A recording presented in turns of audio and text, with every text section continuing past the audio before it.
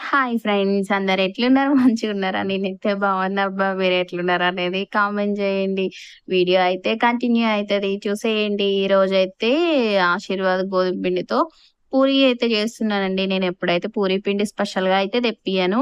ఈరోజైతే మా పూరి కావాలని పిల్లలు అంటుంటే పూరి అయితే చేస్తున్నా. ఈరోజు టిఫిన్ వచ్చేసి ఎప్పుడైనా ప్యాకెట్ గోధుమ పిండే తెస్తా అండి. మామూలుగా చపాతీకైనా, దేనికైనా యూజ్ అయితది గదా! అనేసి నేనెప్పుడు ఇట్లనే తెస్తా. ఇంకా కొంచెం సాల్టు, ఆయిలేసుకొని మంచిగా అయితే పిండయితే కలుపుకున్నా. మళ్ళీ స్కూల్ టైమ్ అయితుంది. ఆల్రెడీ 6:30 అయింది. ఈ టైంలో 8 కల్లా వాళ్ళకి అన్నీ ప్రిపేర్ చేయాలి గదా! మార్నింగ్ అయితే ఎంత హడావుడి అసలు పనులు, పిల్లలు లేపడము, వాళ్ళకి బ్రష్ చేపియడం ఇయన్నీ పనులుంటాయండి అసలు. అసలు 5 నిమిషాలు గూడా కూర్చోలేము. 5:40కేమో లేస్తా.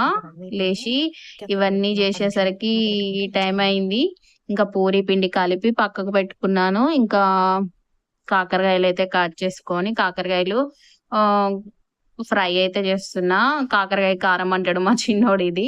వాడికైతే చాలా ఇష్టం ఇట్లా చేస్తే. చాలా ఇష్టంగా తింటాడు.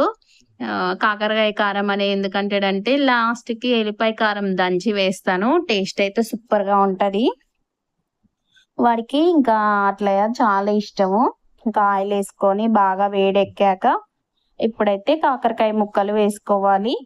ఇలా వేసుకున్న తర్వాత అవి బాగా సిమ్‌లో పెట్టి మంచిగా మగ్గించుకుంటే చాలా బావుంటదండి కాకరకాయ కూర. ఇప్పుడైతే అదే కాకరకాయ కారము, ఇంకా ఇప్పుడైతే పూరి కర్రీకైతే ఒక 3 పచ్చిమిరపకాయలు, ఒక అల్లం ముక్క, చిన్న అల్లం ముక్క, ఇంచు అల్లం ముక్క ఏసుకొని మంచిగా అయితే మిక్సీ పట్టుకున్నా అండి.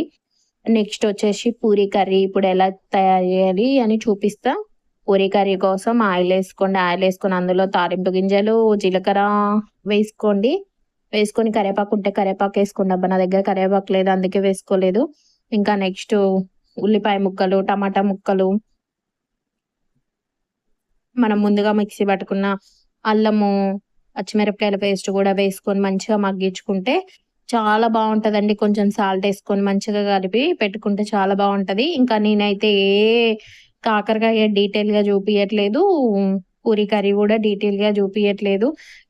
ఇంకా మార్నింగ్ టైమ్ అంటేనే కొంచెం హడావిడి గదండీ పిల్లలతోటి. ఇలా ఉంటది. నా డైలీ బ్లాగ్ అయితే ఇలా ఉంటదనేసి వీడియో అయితే తీస్తున్నాను. ఇంకా ఇక్కడైతే పూరి కర్రీ కోసం అయితే ప్రిపేర్ చేస్తున్నా. ఇంకా ఒకసారి మంచిగా కలుపుకొని ఇందులో కొంచెం సాల్ట్ ఏసుకుంటే ఉల్లిపాయలు తొందరగా మగ్గుతాయని ఇట్లా సాల్ట్ అయితే ఏసుకొని మళ్ళొకసారి కలిపి ఇగ కొంచెం మగ్గినంక మళ్ళీ టమాటా ముక్కలేసుకుంటే మంచిగా ఫ్రై అయితాయండి. ఇంకా నెక్స్టు మనం ముందుగా మిక్సీ పట్టుకున్న అల్లము, పచ్చిమిరపకాయల పేస్ట్ గూడా యేసుకుంటే బావుంటది. ఇంకా ఇక్కడైతే మళ్ళీ చూపిస్తున్నాను. అప్పుడప్పుడు నేను గూడా వీడియోలో కనపడితే బావుంటది గదా! అనేసి వీడియోలో అయితే కనపడుతున్నాను. అంటే కనపడతాను నార్మల్‌గా వీడియోలలో. కాకపోతే షార్ట్ వీడియోస్‌లలో ఎక్కువ కనపడతా గదా!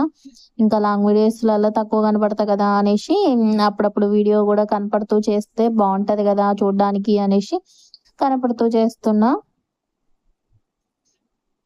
ఇంకా మీరైతే పూరి కర్రీ ఎలా చేస్తారో ప్లీజ్ కామెంట్ జేయండి. మీకు ఇలా చేయకపోతే ఒకసారి ఇట్లా గూడా ట్రై జేయండి బావుంటది. ఇంకా నెక్స్ట్ అయితే వేసుకొని ఇందులో ఇగ నేను ఆలుగడ్డ ఎయనండి. ఆలుగడ్డ ఎయను. ఇంక శనగపిండి 2 స్పూన్స్ ఏసి వాటర్ పోసి ఉడికించుకుంటాను. ఒక 2 గ్లాసెస్ అయితే పోసుకుంటా. నాకు సరిపోయేంత వరకి. మీరు మీ ఇష్టం అది. ఇంకా నేనైతే పూరి కర్రీ అయితే డీటెయిల్‌గా ఏం చూపియనులెండి. మీకు నచ్చిన అంటే కావాలి అనుకుంటే కామెంట్ జేయండి. నేనైతే ఎలా జేయాలి అని మొత్తం ప్రాసెస్ అయితే వీడియో పెడతాను. ఇంకా నెక్స్ట్ అయితే ఇక్కడ పూరీలు చేసుకుందామని తాలుస్తున్నా అండి. పూరి తాలుస్తున్నా. హ్మ్. బావుంటది పూరి కర్రీ ఇలా చేసుకొని తింటే. పూరి చేస్తే పూరి చేయడానికి టైం అంతా వేస్ట్ అయితదండి. ఎందుకంటే మార్నింగ్ ఏమో స్కూల్ టైమ్స్ పూరి చేయాలంటే కష్టం గదా! ఎందుకంటే టైం అంతా నిలబడి చేయాలి. ఇడ్లీ ఏదైనా చట్నీ చేసి పక్కకు పెట్టి ఇడ్లీ దాంట్లో పెట్టి ఏదో ఇంకో పని జేసుకోవచ్చు. అదే పూరి చేస్తున్నామంటే అక్కడే ప్రాపర్‌గా అక్కడే నిలబడి మొత్తం కంప్లీట్ అయిన దాకా అక్కడి నుంచి కదలొద్దు.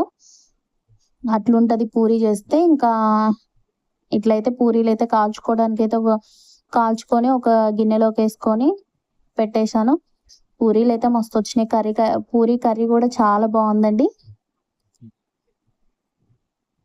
ఇంకా మా పిల్లలు ఒక్కోసారి టిఫిన్ గూడా లంచ్‌కి పెట్టుకొనెళ్తారు వాళ్ళకి నచ్చితే.